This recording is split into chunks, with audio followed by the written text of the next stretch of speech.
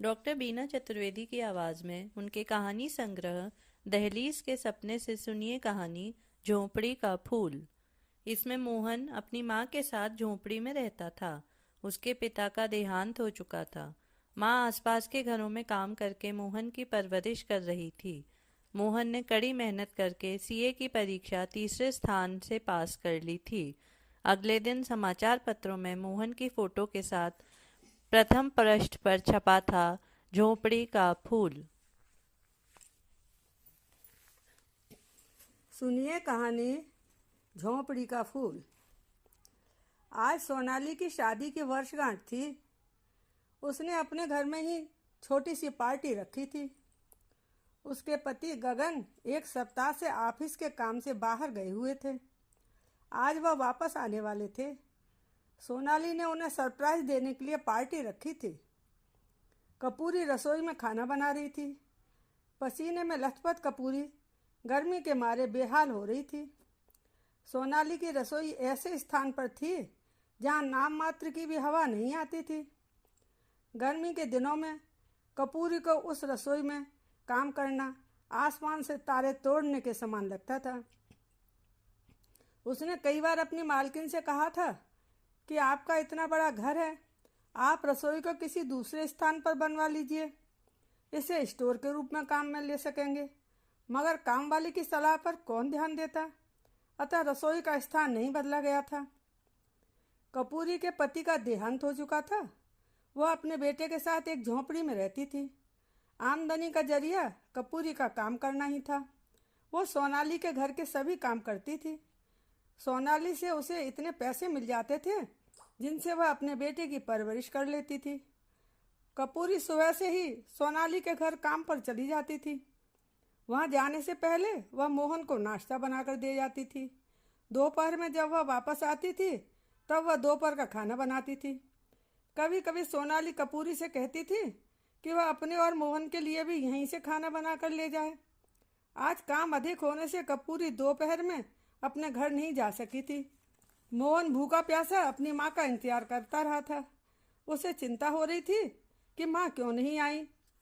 मोहन ने झोंपड़ी के बाहर आकर देखा कि सोनाली मेम साहब के घर के बाहर रौनक हो रही थी। मेम साहब के पति आ गए थे। यह देखकर वह झोंपड़ी में वापस चला गया था। उसकी समझ में नहीं आया था कि माँ काम में व्यस्त होंगी, इसी वजह से नहीं आ सकी थी। कपूरी काम में व्यस्त जरूर थी, मगर उसका ध्यान मोहन में ही लगा हुआ था। वह यही सोच सोचकर परेशान हो रही थी कि मोहन भूखा होगा। उसे इस बात का अंदाजा नहीं था कि उसे यहाँ इतनी देर हो जाएगी। सोनाली के घर में पार्टी शुरू हो गई थी। आंगन तो गाने लगे थे। इसी बीच गगन की ऑफिस में काम करने वाली दो चपरासिनें भी आ गई थी। उन्हें देखकर कपूरी ने सोचा कि मालकिन के कामों में इन दोनों के द्वारा पूरी सहायता मिल जाएगी। तभी कपूरी ने मालकिन से पूछा था कि क्या वह जा सकती है। दोपहर में घर नहीं जा सकी थी। मोहन भूखा होगा, इंतजार कर रहा होगा। कपूरी की बात सुनकर सोनाली ने कहा कि पार्टी की तैयारियों में मुझे मोहन का ध्यान ही नहीं रहा था। अब तुम दोनों के लिए अच्छी तरह से भोजन पैक करो और शीघ्र ही जाओ। काम तो सब हो ही गया है। मोहन बेटा भूखा प्यासा तुम्हारा इंतजार कर रहा होगा। कपूरी खाना लेकर जब झोंपड़ी में पहुंची थी तब उसने देखा कि मोहन पढ़ाई कर रहा था। कपूरी ने बेटे के सिर पर हाथ फेरते हुए उससे कहा, उठो बेटा, खाना खा लो। मालकिन ने आज अपनी शादी की वर्षगांठ में एक पार्टी रखी थी। रसोई में बहुत काम था, इस वजह से मैं दोपहर में नहीं आ सकी थी। सुबह जाते समय मैं तुम्हें बताना भूल गई थी। मुझे अंदाजा नहीं था कि इतनी देर हो जाएगी। आओ बेटा, हम दोनों खाना खाते हैं। माँ बेटे दोनों ने मिलकर खाना खाया था। मोहन कहने लगा, माँ आज बहुत दिनों बाद इतना स्वादिष्ट भोजन खाने को मिला है। मालिक सही कहते हैं, तेरे हाथों में जादू है, बहुत स्वादिष्ट भोजन बनाती है। खाना खाने के बाद मोहन फिर से पढ़ने लगा था और कपूरी आराम करने लगी थी। आज वह बहुत थक गई थी। सुबह से वह रसोई के कामों में लगी थी। उसे मिनट भर की भी फुर्सत नहीं मिली थी। मोहन की स्कूली पढ़ाई पूरी हो जाने के बाद वह सीए कर रहा था।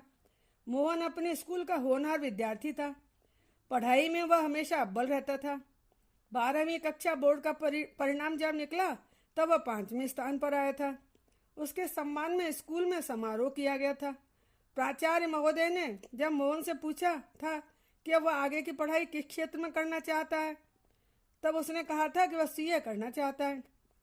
मोहन के समक्ष बहुत बड़ा प्रश्न था कि पैसों के अभाव में वह सीए की पढ़ाई कैसे कर सकेगा, किताबें कैसे खरीदेगा, फीस कैसे भरेगा आदि। स्कूल की पढ़ाई करते समय उसकी फीस माफ रहती थी। किताबों की व्यवस्था शिक्षकों के द्वारा कर दी जाती थी। इसके अलावा उसे वजीफे के रूप में कुछ रुपये भी मिल जाते थे। मालकिन का बेटा अपूर्व भी सीए कर रहा था। वह कोचिंग में पढ़ने जाता था।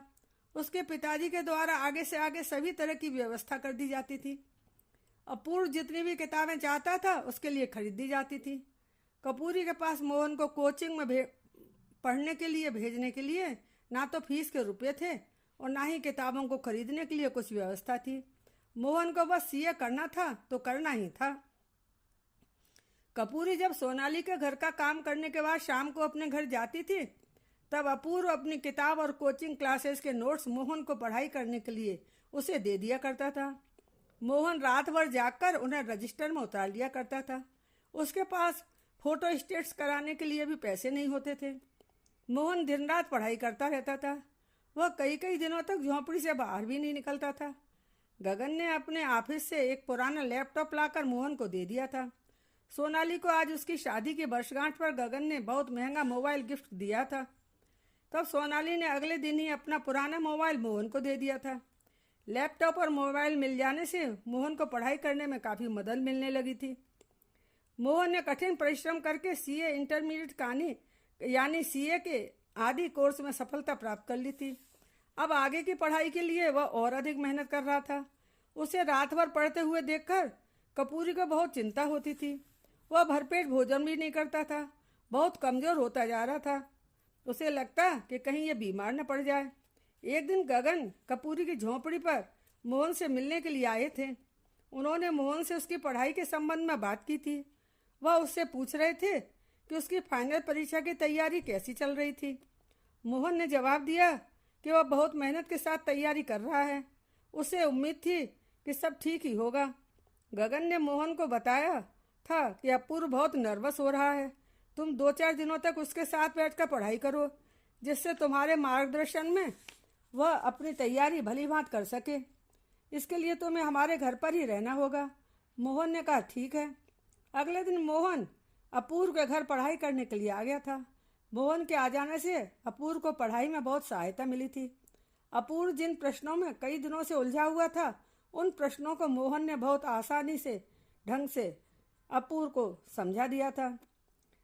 सीए की परीक्षा समय पर हो गई थी। अब परिणाम का इंतजार था। जब परिणाम आया तब पता चला कि टॉप करने वालों की लिस्ट में मोहन का 3रा स्थान था। मोहन की झोंपड़ी के बाहर पत्रकारों की भीड़ लगी हुई थी। हर पत्रकार यही चाह रहा था कि मोहन सबसे पहले उसके द्वारा पूछे गए प्रश्नों का उत्तर दे। पूरे मोहल्ले में खुशी की लहर छाई हुई थी। ढोल नगाड़े बज रहे थे। मोहन को फूलों की मालाओं से लाद दिया गया था। पत्र पत्रिकाओं के फोटोग्राफर उसकी फोटो खींच रहे थे। एक पत्रकार ने मोहन से प्रश्न किया था कि वह अपनी सफलता का श्रेय किसे देना चाहता है। मोहन ने संक्षेप में उत्तर दिया था, माँ को। मोहन का जवाब सुनने के बाद फोटोग्राफर कपूरी की फोटो खींचने लगे थे। मोहल्ले के लड़के मोहन को अपने कंधों पर उठाकर नाचने लगे थे। उसी समय गगन और सोनाली मिठाइयों के डिब्बे लेकर आ गए थे। मिठाइयाँ बांटी जा रही थी। सब एक दूसरे को मिठाई खिला रहे थे। बहुत ही सुंदर दृश्य था। अगले दिन समाचार पत्रों के प्रथम पृष्ठ पर मोहन की फोटो के साथ बड़े बड़े अक्षरों में छपा था, झोंपड़ी का फूल।